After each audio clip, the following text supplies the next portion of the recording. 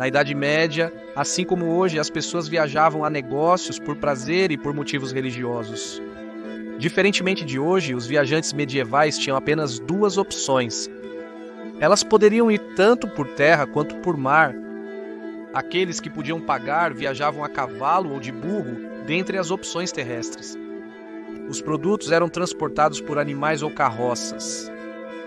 Os romanos construíram uma rede de estradas e pontes por todo o seu império na Europa. Essas rodovias foram construídas inicialmente para fins militares, mas se tornaram vitais para o comércio. Infelizmente, após a queda de Roma no início do V século, essas estradas não foram mais mantidas e voltaram a ser trilhas de terra. Para a maioria das pessoas na Idade Média, a única maneira de se locomover era a pé, e as viagens por estrada eram terríveis. Vamos voltar no tempo e ver o porquê. Bem-vindo à loucura medieval.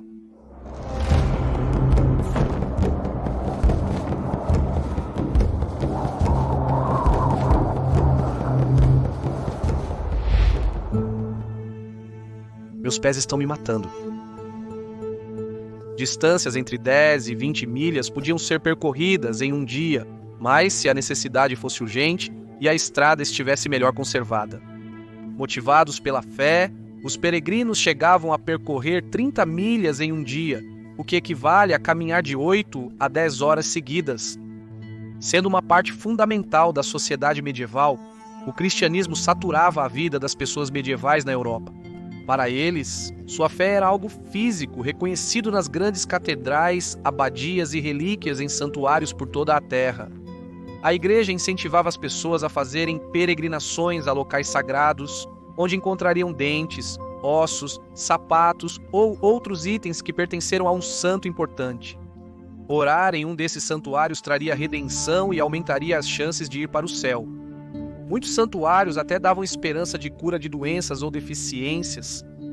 Na Catedral de Canterbury, um peregrino poderia comprar um frasco do sangue de Thomas Becket, dito curar epilepsia, cegueira e lepra.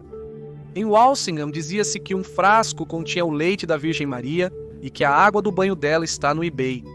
As relíquias mais comuns eram pregos e pedaços de madeira ditos vindos da cruz usada para a crucificação de Cristo, e muitas dessas relíquias foram duplicadas por toda a Europa. No final da Idade Média, o teólogo francês João Calvino disse que havia madeira suficiente nas igrejas, afirmando possuir um pedaço da verdadeira cruz para fazer uma grande carga de navio. Dinheiro estava envolvido e seria coletado quando um peregrino chegasse ao santuário. Alguns pagariam a mais para tocar ou até mesmo beijar a relíquia sagrada. Os guardiões dos santuários costumavam recompensar os visitantes com insígnias de metal com o símbolo do local. Assim, o peregrino poderia fixá-la em seu chapéu para que todos soubessem quais santuários ele visitou, o equivalente medieval a ter vários carimbos no passaporte. Alguns viajavam por terra e mar para visitar lugares sagrados como a Palestina, onde uma caverna supostamente continha a cama de Adão e Eva. Viagens na Idade Média eram perigosas, principalmente as longas. Peregrinos viajavam em grupos para se proteger de foras da lei. Se fossem ricos, pagavam alguém para peregrinar por eles, como o comerciante de Londres que pagou 20 libras a um homem para ir ao Monte Sinai no Egito em seu lugar em 1352.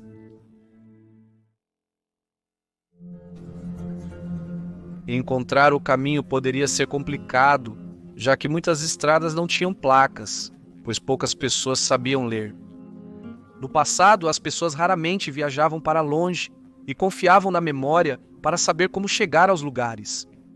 Para viagens distantes, um guia poderia ser contratado. A maioria das cidades medievais não tinha um layout planejado, pois cresciam organicamente. Muitas pavimentavam suas ruas internas, mas nem todas as estradas na localidade da cidade também eram pavimentadas. As estradas estariam tão cheias de lama que seriam consideradas intransitáveis. Qualquer viajante azarado transportando suas mercadorias precisaria desviar sua carga do obstáculo, mesmo que isso significasse atravessar o campo de algum fazendeiro, destruindo suas plantações ou ficando preso. Tábuas de madeira e pedras eram deixadas à beira das estradas para cobrir partes lamacentas e apoiar os cascos dos cavalos, mas às vezes eram roubadas por ladrões para pegar suas vítimas desprevenidas e roubá-las quando estavam presas na lama.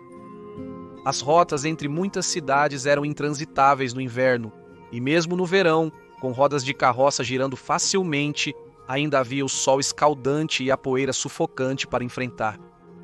No século IX, os mouros haviam criado uma ampla rede de ruas em Córdoba, Espanha. Na Europa ocidental do século XII, antigas cidades eram restauradas e novas construídas. No século XIV, essas cidades eram abastecidas por estradas bem conservadas que traziam produtos das regiões vizinhas.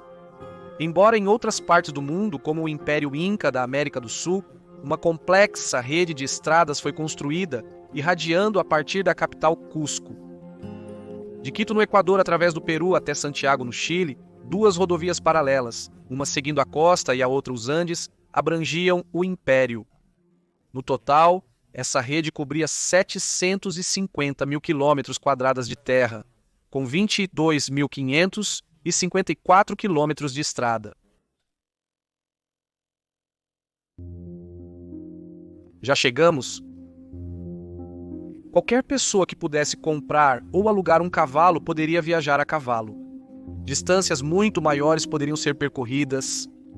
Os cavaleiros montados costumavam ter um valete caminhando ao lado, conduzindo um cavalo de carga com os pertences de seu mestre. Viagens longas podiam durar semanas ou meses, frequentemente exigindo pernoites durante o trajeto. Pequenos sinos de metal, conhecidos como sinos crotal, eram pendurados nos arreios do cavalo ou no cinto do cavaleiro, fazendo barulho durante a viagem. Isso alertaria os pedestres a se afastarem. Aqueles com dinheiro suficiente podiam viajar em uma liteira, uma caixa semelhante a uma carruagem sustentada por 2 postes e presa a 4 cavalos. Os cavalos eram treinados para manter o mesmo ritmo. Vagões abertos e carruagens cobertas eram usados para transportar pessoas e mercadorias. Os vagões teriam 2 ou 4 rodas e seriam puxados por cavalos ou bois que eram muito mais lentos. Alguns veículos não tinham cobertura, outros possuíam uma de tecido sustentada por galhos arqueados e os mais luxuosos contavam com uma estrutura de madeira com portas. Apesar de todos não possuírem a suspensão à mola moderna, eram esburacados e extremamente desconfortáveis. Mesmo viagens curtas demoravam muito mais do que o esperado. No fim do século XIII, a duquesa de Brabante, filha do rei Eduardo I da Primeira Inglaterra, era recém-casada. Querendo levar suas roupas consigo, ela decidiu mudar sua coleção completa de Londres para Ipswich, uma viagem de cerca de 85 milhas. O carro com suas roupas demorou 18 dias para chegar, mesmo puxado por 5 cavalos. Em contraste, atualmente essa viagem pode ser feita em cerca de 1 hora de trem. Viajar podia ser caro, pois as estalagens só ofereciam comida e hospedagem mediante pagamento. E um cavalo, assim como um carro hoje, exigia manutenção e ocasionalmente quebrava. Seu cavalo precisava de alojamento, alimentação, ferradura e equipamentos. Custos extras para o viajante medieval incluíam oferendas às igrejas do caminho e doações para asilos. Condições climáticas adversas, como chuva forte ou neve, poderiam causar grandes atrasos na viagem, exigindo dinheiro extra para hospedagem. Todos no mar. O transporte marítimo prosperou na Idade Média, ampliando o comércio e as viagens mundialmente. Os comerciantes que negociavam todo tipo de produto puderam aproveitar isso e enviar mais mercadorias para os mercados estrangeiros. Os vikings eram famosos por usar dracares a partir do século X para transporte, comércio e guerra. Longas distâncias podiam ser percorridas nestes barcos. Na verdade, o aventureiro viking Leif Erikson alcançou a costa da América do Norte a partir da Europa no início do século XI e nomeou a área de Vinland. Os vikings também usavam um navio mercante conhecido como Gnarr. Era mais curto, mais largo e mais profundo que um longboat, o que significa que podia transportar mais carga para comércios como lã, madeira, peles, armas e escravos. O comércio acontecia por rotas no Mar Mediterrâneo, Báltico e outros. Os Gnarrs atravessavam o Atlântico até Vinland, Groenlândia e Islândia, transportando gado para os assentamentos nórdicos. Ao sul, as galeras impulsionadas por remadores continuaram sendo usadas em todo o período. Elas também foram usadas no norte da Europa, porém menos, pois não eram estáveis o bastante para águas turbulentas. Na Alta Idade Média, o cog, um navio de mastro único, substituiu gradualmente os navios vikings. Seu casco de fundo plano era perfeito para carregar e descarregar, pois o cog podia se acomodar nivelado no porto. No final do período, a construção naval estava muito mais avançada, com o uso frequente de navios carraca e caravelas. A caravela era pequena, ágil e rápida, equipada com uma vela latina. A carraca maior tinha 3 a 4 mastros e era estável o suficiente para mares tempestuosos e longas viagens. Columbus usou 2 caravelas chamadas Nina e Pinhata para sua viagem às Índias em 1492, bem como uma carraca maior chamada Santa Maria. Em Veneza, cidade construída sobre a água, as gôndolas são usadas desde a Alta Idade Média, apesar da aristocracia preferir viajar a cavalo em vez de barco. Após a proibição da montaria de cavalos no século XIV, a elite italiana passou a utilizar gôndolas nos canais, meio de transporte ainda usado por turistas atualmente. Após a chegada da peste negra e seus surtos subsequentes, em 1403, Veneza colocou navios em quarentena na ilha Lazareto, onde os passageiros esperavam 40 dias antes de serem permitidos na cidade. Apesar das precauções, até 1748 Veneza havia sido atingida 48 vezes pela peste. William Way, um estudioso inglês do século XV, deu dicas para peregrinar de Veneza a Jaffa, na Terra Santa, por mar.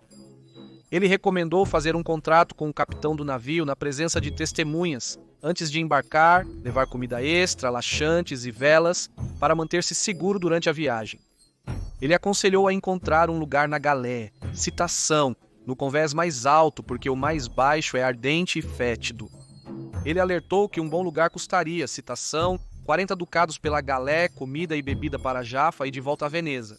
Ele também aconselhou aos peregrinos em potencial a comprar um pequeno penico em Veneza, pois caso ficassem doentes e não conseguissem subir para as partes superiores, poderiam usá-lo para fazer suas necessidades. Parece que as viagens podem ter sido mais lentas na Idade Média, mas então, assim como agora, a acessibilidade, não ser enganado, quarentena e não pegar um vírus no exterior estavam na vanguarda da mente do viajante medieval. Obrigado por assistir a este episódio de Loucura Medieval. Espero que tenha gostado. Inscreva-se se curtir o conteúdo. Para aqueles que estão se juntando a nós durante a transmissão deste vídeo, desejo a todos um fantástico ano novo. Saúde!